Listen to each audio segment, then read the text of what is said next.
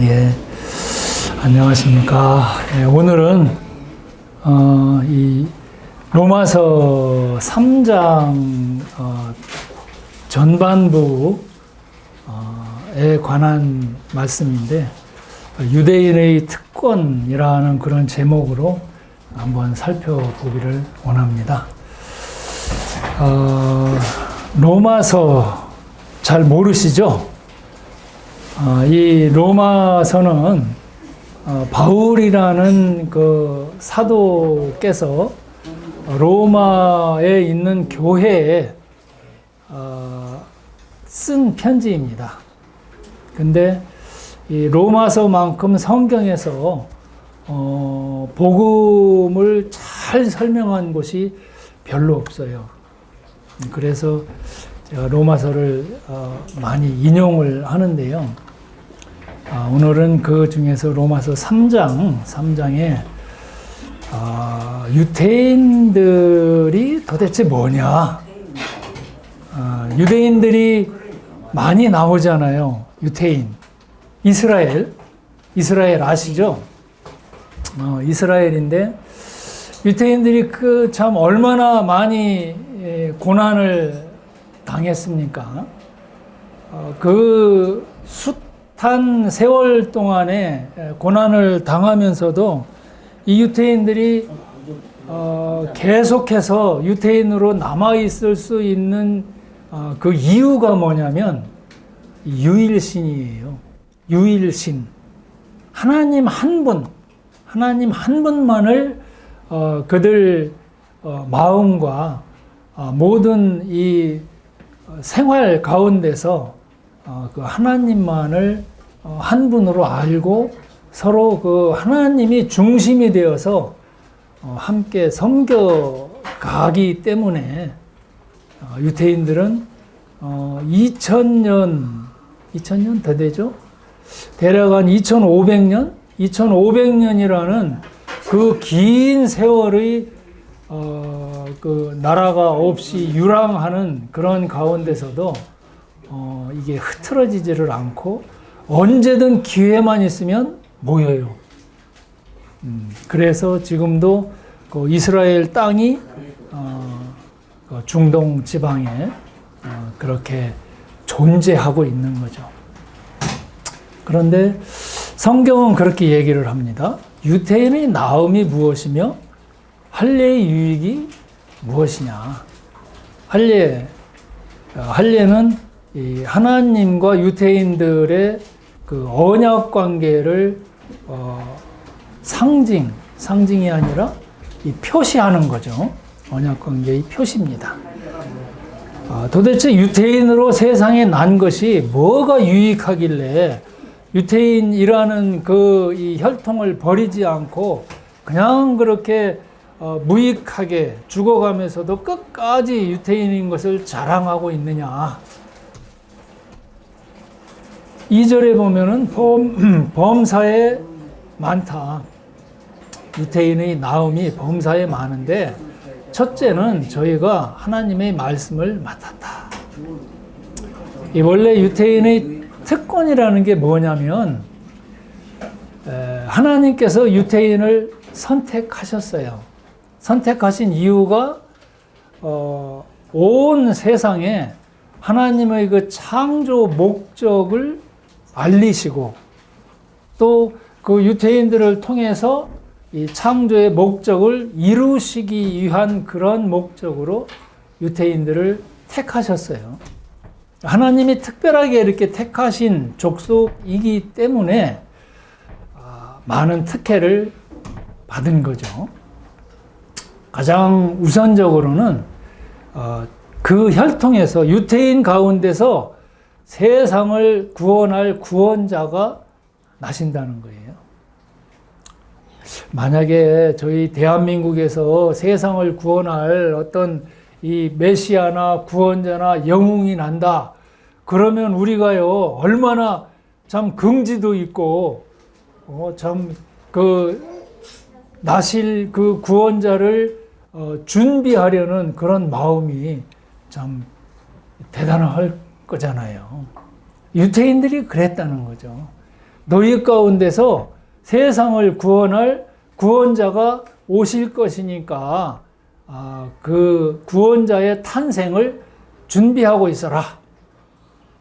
그래서 이 온 세상 가운데서 하나님이 어떤 뜻을 가지고 어떤 계획을 가지고 계시는지 거룩한 삶을 살면서 그 하나님의 이름에 대한 권위를 지키고 그렇게 하나님의 권위를 증명해야 하는 그런 책임도 유대인들에게는 있습니다. 또 그들에게는 이 모든 인류를 대표하는 그런 장자권이 주어졌어요. 유대인은 모든 인류의 모본입니다. 샘플이에요, 샘플. 그래서 이 장자권이 주어져 있습니다. 또 하나님의 그 축복의 약속, 창세기 12장에 보면 아브라함에게 하신 약속이 있잖아요. 아브라함에게 하나님이 처음 아브라함을 불러내시면서 너를 축복하는 자는 내가 복을 내리고 너를 저주하는 자에게는 내가 저주하겠다. 그래서 그 한 사람을 통해서 하나님의 모든 축복과 저주가 내리도록 그렇게 했어요. 그래서 이 이스라엘 편에 서는 게 좋아요. 정치적으로나 종교적으로나 문화적으로나 모든 것들이 이스라엘이 이 모본이 되기 때문에 이 장자권이 이스라엘에게 있기 때문에 하나님이 세상을 창조하시면서부터 그렇게 계획하신 일이에요. 그래서 이 이스라엘을 축복하는 자는 같이 복을 받아요. 이스라엘을 저주하는 자는 같이 저주받게 되어 있습니다. 그리고 가장 여기 말씀하셨듯이 하나님의 말씀을 맡았다. 이 말씀은 율법이죠. 이 율법은 하나님과 세상 사이의 질서, 또 사람과 사람 사이의 질서를 지키기 위한 그런 율법입니다. 이 율법을 깬다는 것은 그건 죄죠. 근데 그들이 이 모든 이 특혜를 수여받고 솔선수범해서 그 하나님의 모든 말씀에 순종해야만 되는 그런 책임도 있어요. 하나님과 유대인들이 계약을 맺을 때에 하나님은 유대인들을 안전하게 보호하시고 복을 위해서 인도하시는 그런 하나님. 그런데 유대인들은 또 그 하나님의 말씀에 순종하고 하나님의 창조 목적을 이루어 나갈 때에 그런 이 계약 관계가 제대로 원만하게 유지되도록 그렇게 돼 있었죠. 그래서 하나님이 그렇게 이스라엘인들을 사용을 하시는데 왜 그러느냐? 그러니까 이런 모든 것들이 사실은 유대인에게만 주어진 특혜는 아니에요. 하나님이 그렇게 유대인만의 하나님이시냐? 그렇지는 않잖아요. 온 세상을 위한 하나님이십니다. 우리에게도 그런 하나님의 모든 복이 주어지도록 그렇게 계획하셨는데요. 그 이스라엘을 선두주자로 그렇게 삼으신 거예요. 선두주자로. 우리 앞서서 뛰어가고 우리에게 본을 보이고 우리에게 샘플을 보임으로써 우리도 그 특혜를 받은 유대인들을 따라서 참 맏형이 가는 것 같이 장자의 그런 명분을 줬잖아요. 그래서 이스라엘은 온 인류를 위한 모본의 역할입니다. 그런데 그 유대인들이 그 하나님이 맡기신 그 일을 제대로 이뤘느냐? 그렇지 못하다는 게 성경이 말씀하시는 바고 우리가 익히 알고 있는 바입니다. 유대인들은 모든 권리, 혜택, 좋은 것은 다 누렸어요.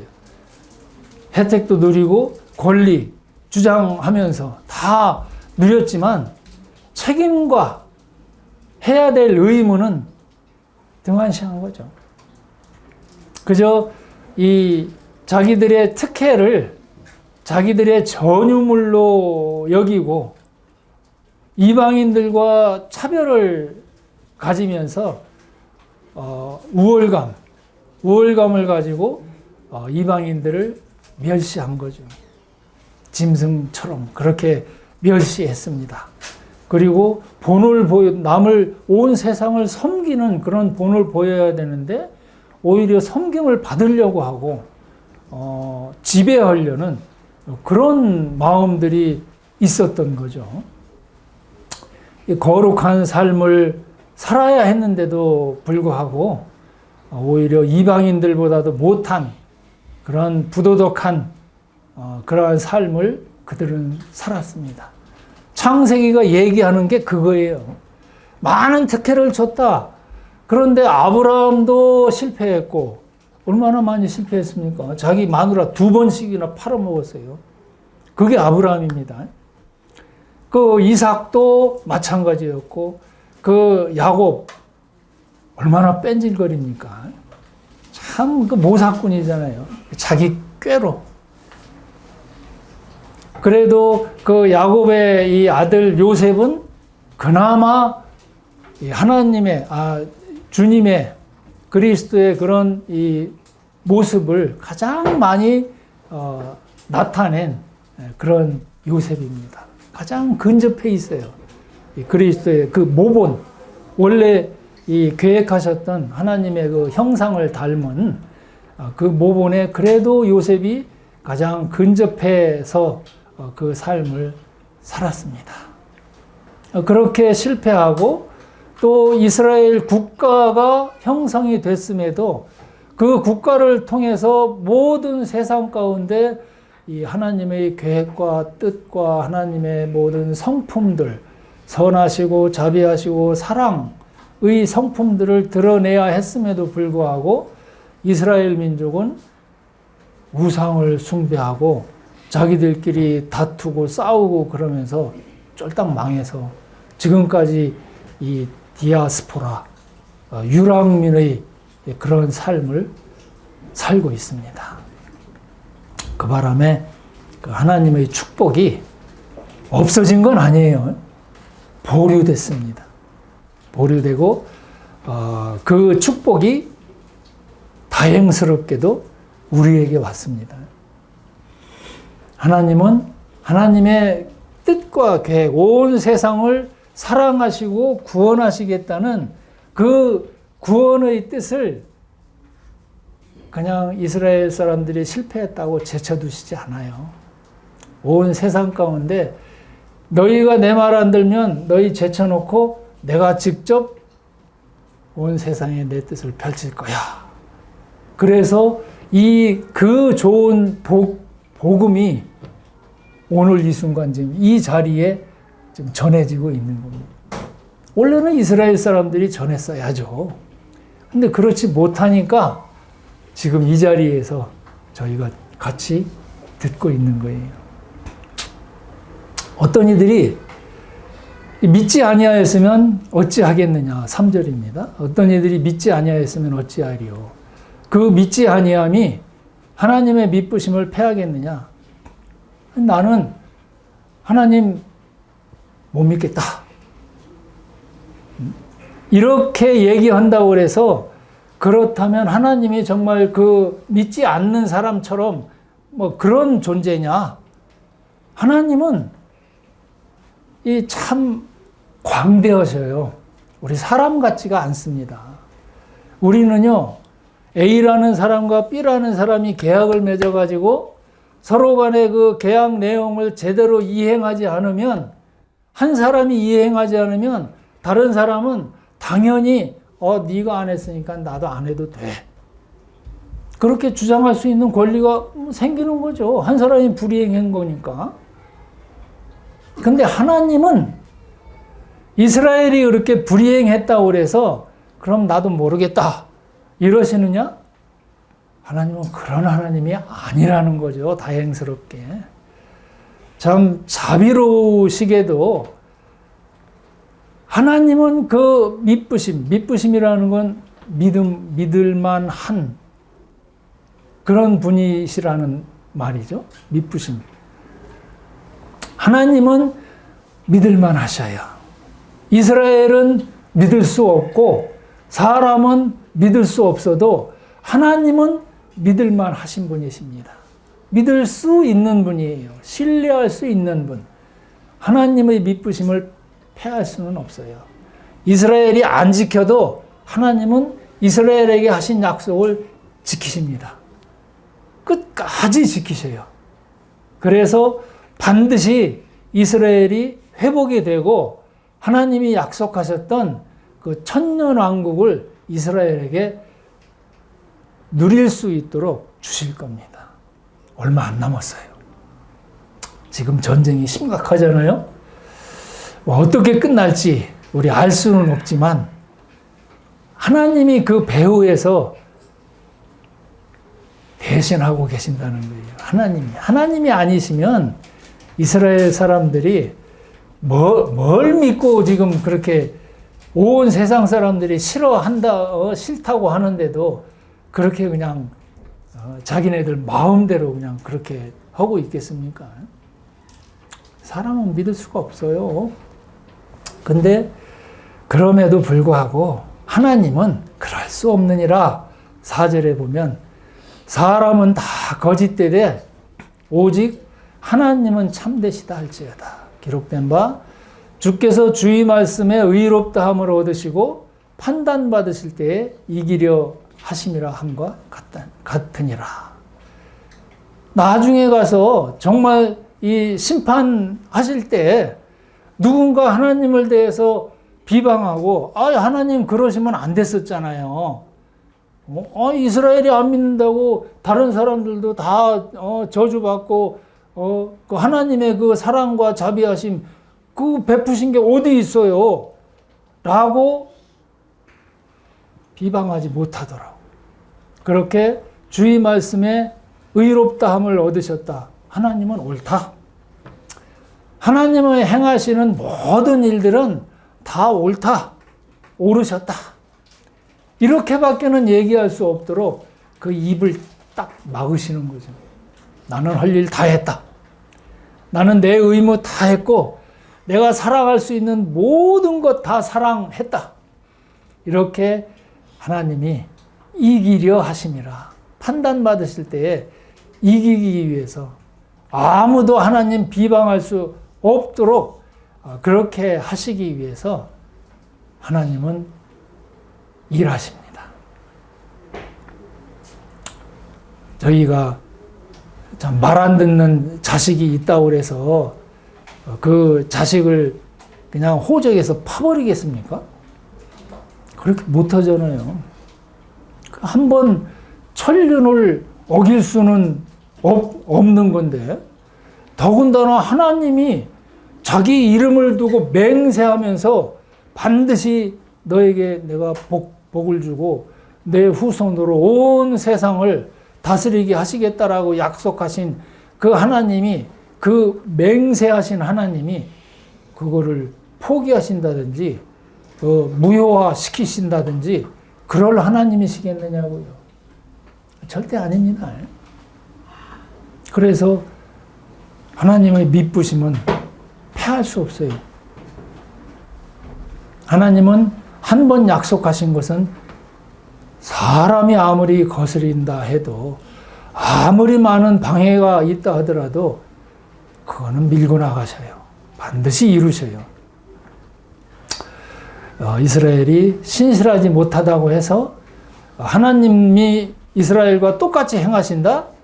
그러면 그건 하나님의 품격에 손상 가는 일입니다. 하나님의 권위, 하나님의 존엄 이런 것들이 깎이는 거죠. 하나님을 사람처럼 보지 마십시오. 하나님이 나 같으려니 그렇게 생각하셔서는 안 됩니다. 하나님의 사랑은 한이 없어요. 그렇게 내가 하나님을 비방하고 거스리고 거절하고 배척해도 하나님의 이 사랑은 변함이 없습니다. 언제든지 돌아오면 하나님은 두 팔 벌려서 환영하시는 그런 하나님이셔요. 5절에 보면 그러나 우리 불의가 하나님의 의를 드러나게 하면 무슨 말하리요? 내가 사람의 말하는 대로 말하노니 진노를 내리시는 하나님이 불의하시냐? 우리 불의가 하나님의 의를 드러내게 한다. 악역을 담당해서 하나님의 이 선과 그 하나님의 의를 더 돋보이도록 그렇게 한다면 내가 비록 악역이지만 하나님을 더 영광스럽게 하는 일인데 왜 하나님이 날 벌 주셔? 그러실 수 있어? 이렇게 얘기할 수 있는 사람들이 있을 수가 있다는 얘기죠. 그런 질문에 대해서 바울이 대답을 합니다. 결코 그렇지 않다. 만일 그러하면 하나님께서 어찌 세상을 심판하시겠느냐? 하나님은 불의하신 분이 아니다. 아무리 세상이 불의하고 하나님을 그 불의로 조금이라도 끌어내리려고 하는 그런 시도에도 전혀 하나님은 동의하시지 않는 그런 분이시다. 하나님은 선만 있으신 분이에요. 선만 행하시는 분이에요. 불의하신 것이 없으신 분이시기 때문에 심판도 가능하신 겁니다. 우리 그렇잖아요. 왜 햇빛이 막 찌는데 햇빛이 막 얼마나 밝습니까? 여름에. 근데 내가 그 햇빛을 좀 더 밝게 하겠다고 가서 뭐 전등불을 킨다든지 촛불을 킨다든지 그래 봐야 그게 무슨 유익이 있어요? 이미 다 밝아져 있고 하나님의 빛은 그것보다 더 밝은데 내가 켜는 등불보다 더 밝은데 근데 내가 하나님을 조금이라도 도와드렸잖아요. 그렇게 얘기할 수 있는 그런 사람은 없다는 거죠. 그런 경우는 없다는 거죠. 하나님은 온전하게 선하십니다.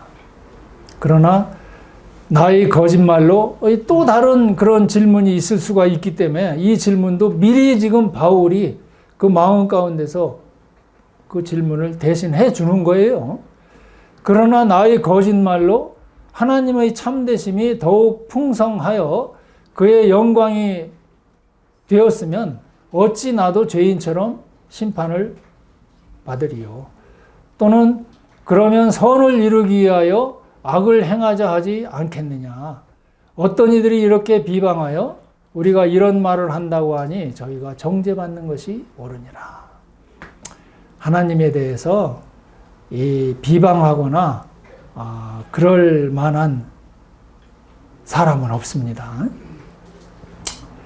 하나님이 영원하신 분이잖아요. 근데 어떤 사람이 그런 질문을 하는 걸 봤어요. 아니, 내가 죄를 지어봐야 뭐 얼마나 짓겠습니까? 겨우 해봐야 거짓말 뭐 몇 번 한 거, 또 나무 거 훔쳐봐야 그냥 옆에 배고파서 빵 쪼가리 훔친 거, 뭐 이런 거 조금 남 미워하고 이런 거, 내가 뭐 살인을 저질렀습니까? 아니면은 뭐 무슨 사기 쳐가지고 몇백억 사기를 치고 뭐 정치적으로 그냥 뭐 그런 이수가 되는 그런 못된 짓을 했습니까? 겨우 참 소시민으로서 그 조그만 거 요거 가지고 영원히 나를 지옥불에 던지신다면 그거 너무한 거 아닙니까? 이렇게 질문하는 사람 내가 봤어요. 너무한 것 같죠, 사실. 그렇지 않아요?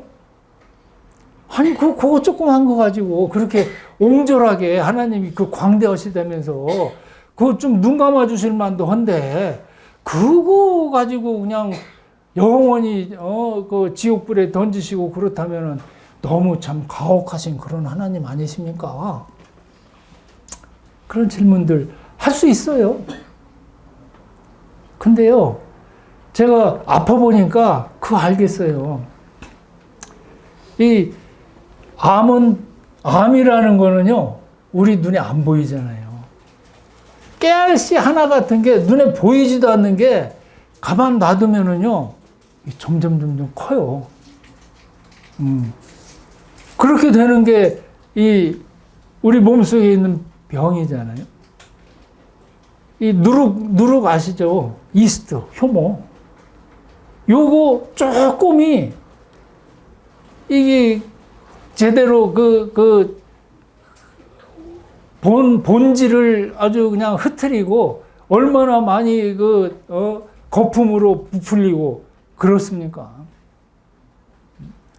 하나님은 완벽하신 분이기 때문에 그 조그만 거, 그것도 인정을 못 하시는 거예요. 그게 나중에 크게 되면 그게 커지잖아요. 그건 불완전품이에요. 그 순수한, 완전한 순수함, 이런 것을 원하시는 것이지 거룩하시기 때문에.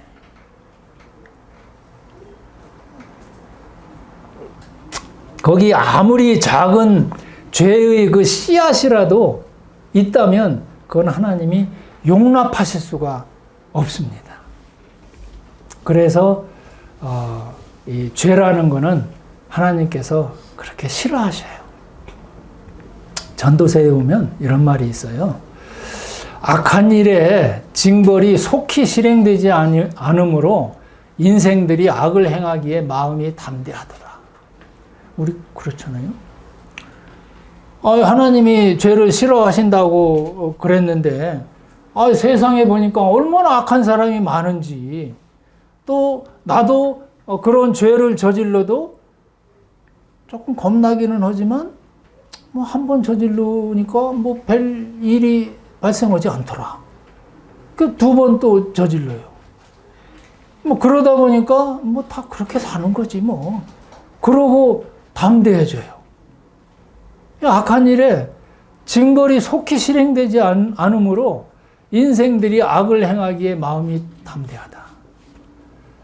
이 성경이 그렇게 기록을 해놓고 있습니다. 로마서 2장 4절 저번에 우리 봤습니다마는 혹 내가 하나님의 인자하심이 너를 인도하여 회개케 하심을 알지 못하여 그의 인자하심과 용납하심과 길이 참으심의 풍성함을 멸시하느냐? 다만 내 고집과 회개치 아니한 마음을 따라 진노의 날 곧 하나님의 의로우신 판단이 나타나는 그날에 임할 진노를 너에게 쌓는도다. 하나님의 인자하심, 그거 무시하거나 멸시하지 마십시오. 우리에게 하나님이 그렇게 오래 참으시는 것은 기회를 주시는 거예요. 우리에게 기회를 주셔서 회개할 수 있는 그런 기회를 주시기 위해서. 그냥 바로 죄 짓는 그 순간에 그냥 멸해버리신다? 그러면 우리가 발붙일 것이 없어요. 얼마나 불안하겠습니까? 언제 지옥에 갈지 모른다. 이것처럼 우리를 참 긴장하게 만드는 그런 일이 어디 있겠습니까? 회개할 시간도 없이 그냥 바로 하나님이 벌을 내리셔서 우리를 그냥 심판해 버리신다. 그러면 참 이 살맛도 없어지는 거고 지금 이 자리에 와서 복음 들을 그런 마음도 없는 거죠. 하나님은 회개할 기회를 주시는 거예요. 회개하라. 하나님의 창조 목적이 있습니다. 창조 목적. 하나님이 세상을 창조하시고 이 하나님께서 이 사람을 창조하신 그 창조의 목적이 있는데요. 이 창조 목적에 대해서는 성경에 사실 이 기록에 정확하게 그렇게 나오지는 않습니다. 그런데 하나님은요, 그 하나님이 만드신 작품, 이 작품을 통해서 하나님의 성품, 또 하나님의 능력을 알 수 있는 흔적을 심어 놓으셨어요. 이 작품 속에. 온 세상 가운데서도, 또 우리들 사람들의 마음 가운데서도 그 하나님의 성품과 능력, 이런 것들을 알 수 있는 그러한 이 흔적들을 남겨놓으셨어요. 그래서 성경의 여러 부분들을 보면 거기에서도 여기서 조금 저기서 조금 그렇게 그 퍼즐이 맞춰가는 듯한 그런 하나님의 이 목적하시는 바를 알려주셨습니다. 우선은 하나님의 영광을 위해서 세상을 창조하셨죠. 하나님이 얼마나 사랑이 많으신 분인가, 이 하나님의 사랑의 모든 것을 완벽하게 드러내는 그 순간이 하나님의 최고의 영광입니다. 우리 사람도 그래요. 우리 사람이 사람다운 그런 이 바람직한 그런 삶을 최고조로 살고 있을 때 그 사람의 영광이라고 그래요. 하나님은 하나님의 이 모든 사랑을 온 우주에 드러내기 위해서 세상을 창조하셨어요. 그 영광이 어디에서 발휘가 됐느냐?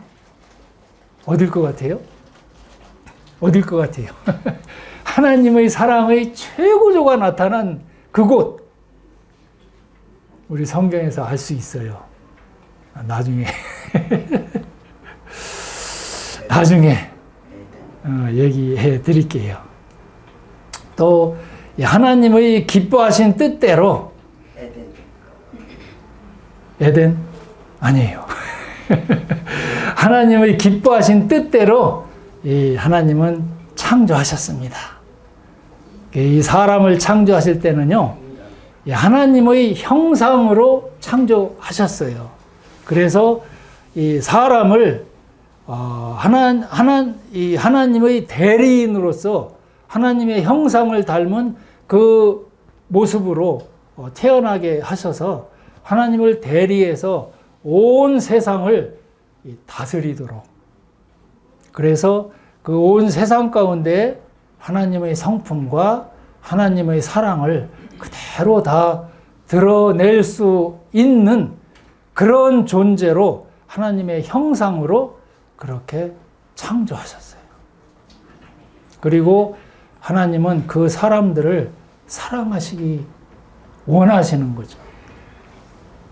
서로 우리가 참 자식이 나면 얼마나 사랑스럽고 참 얼마나 기쁩니까? 그냥 울어도 보기 좋고 웃어도 더 보기 좋고 그냥 그 아이를 위해서 그냥 어떻게 그냥 주체할 수 없는 그 사랑에 겨워하는 그 모습이 부모의 모습이잖아요. 그 기쁨이에요. 내 기쁨. 하나님도 우리 사람을 창조해 놓으시고 그렇게 하셨다는 거죠.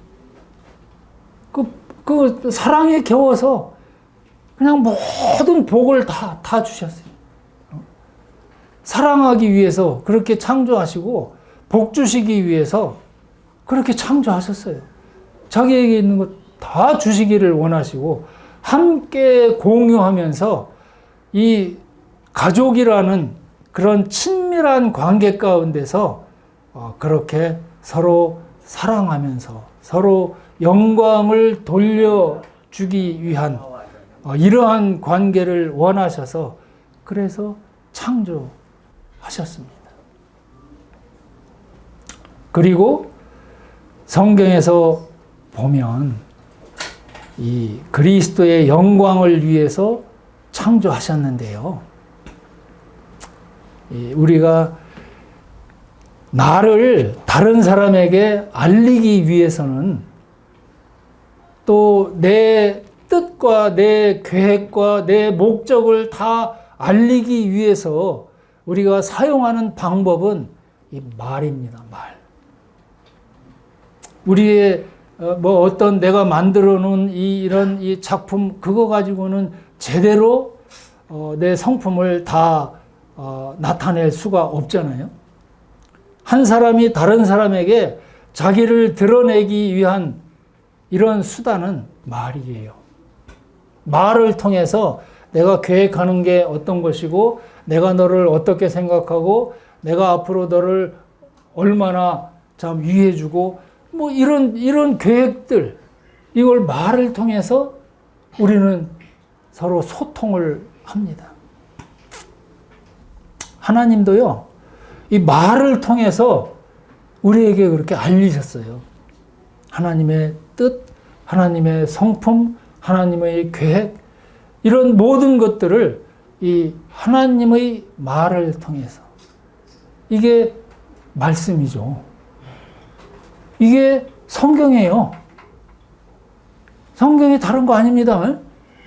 하나님의 계획과 하나님의 뜻과 하나님이 나를 얼마나 사랑하고 계시는지 그런 모든 것들을 다 알리시기 위해서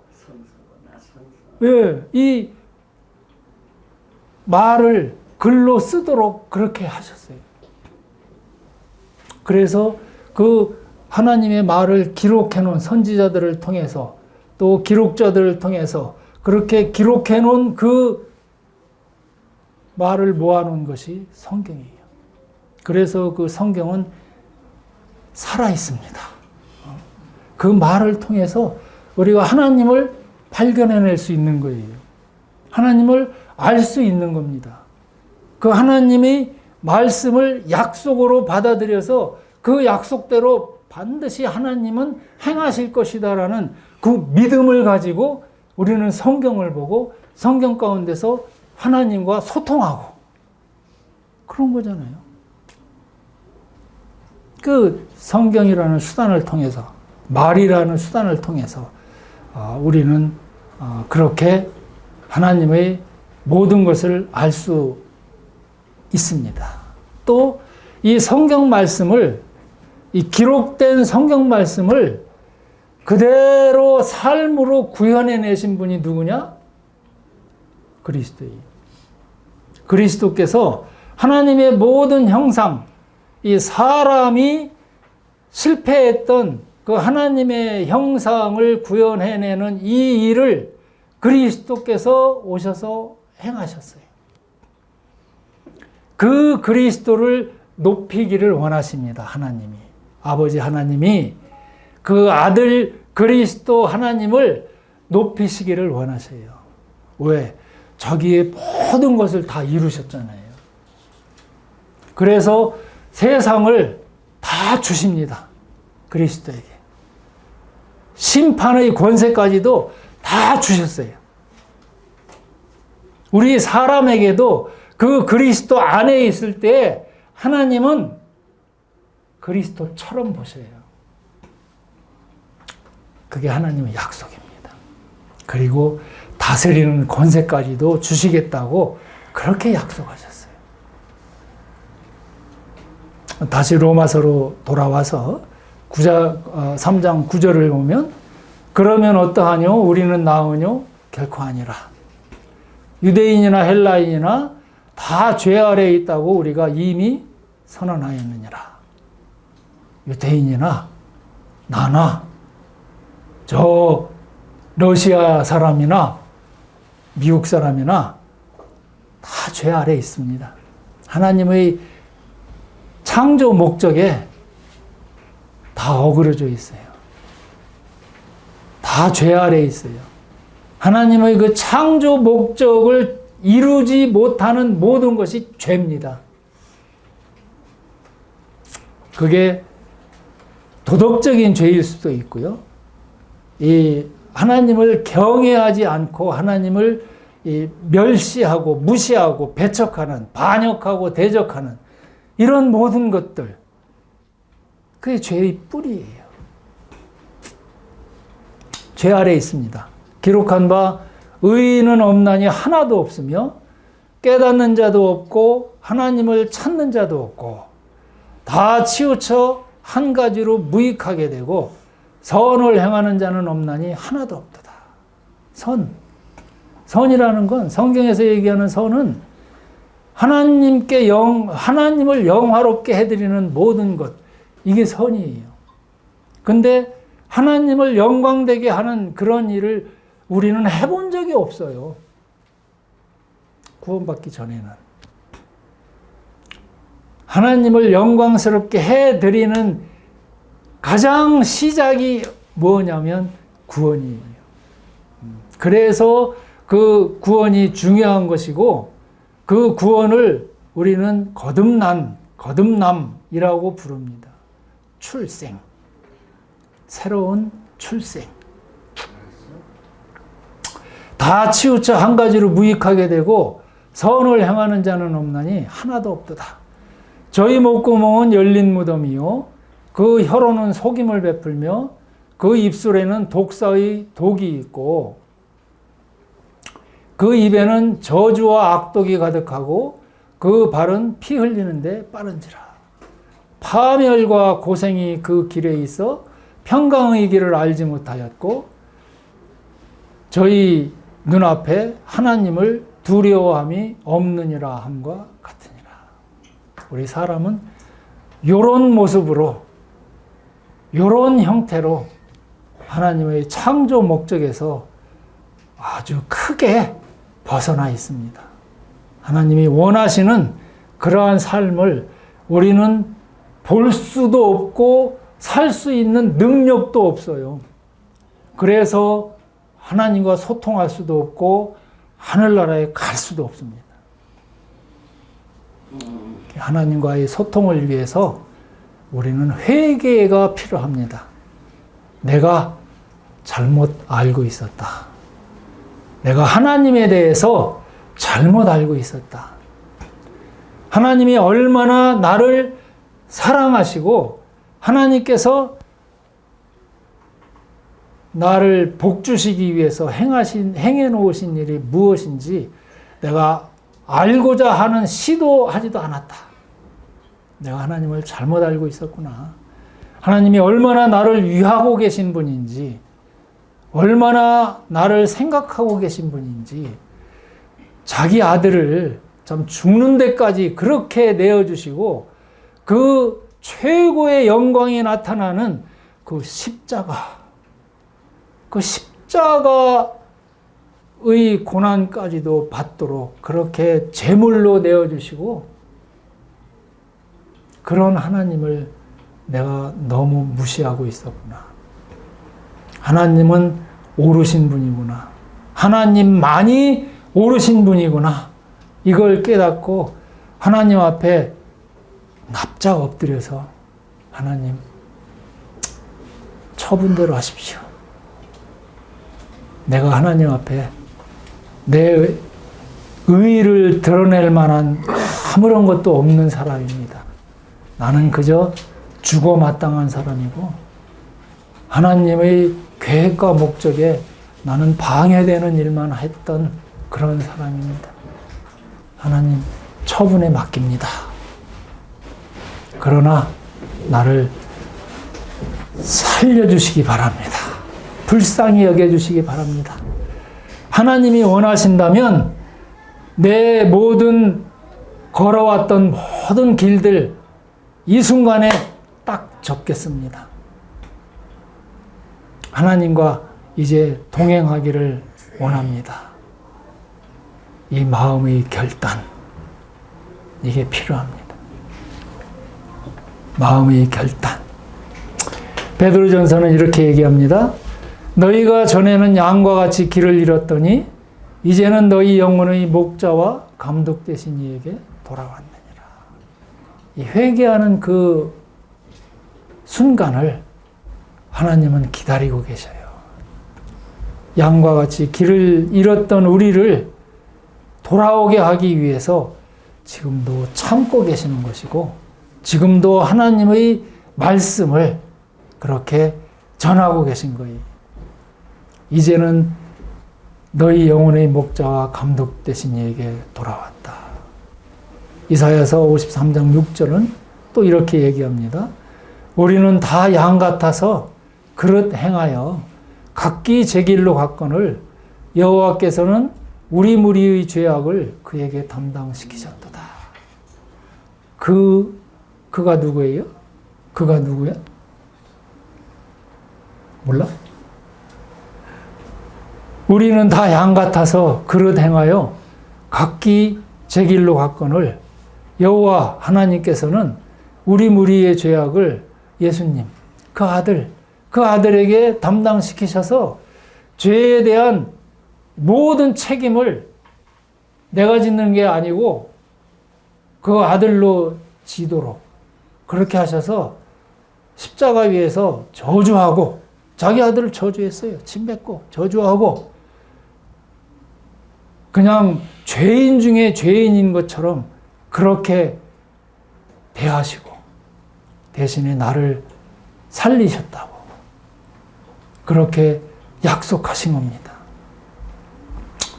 로마서 4장 25절은 예수는 우리 범죄함을 위하여 내어줌이 되고 우리를 의롭다 하심을 위하여 살아나셨다.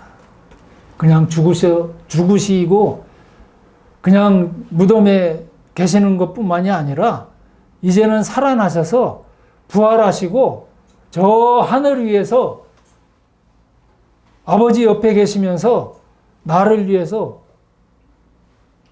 변호하고 계셔요. 내 보증이 돼주시고, 저 사람 나를 믿었습니다. 내 보증이 돼주시고 아버지 앞에 나를 위해서 대신 간구해 주시는 그런 분이셔요. 영원히 그렇게 하실 거예요. 그분을 믿고 그분께 우리의 모든 삶을 의탁 드릴 때 주님은 그냥 잊지 않으십니다. 얼마나 기뻐하시겠습니까? 믿으십시다. 회개하시고 믿으십시다. 그리고 감사하십시다. 기도하시겠습니다.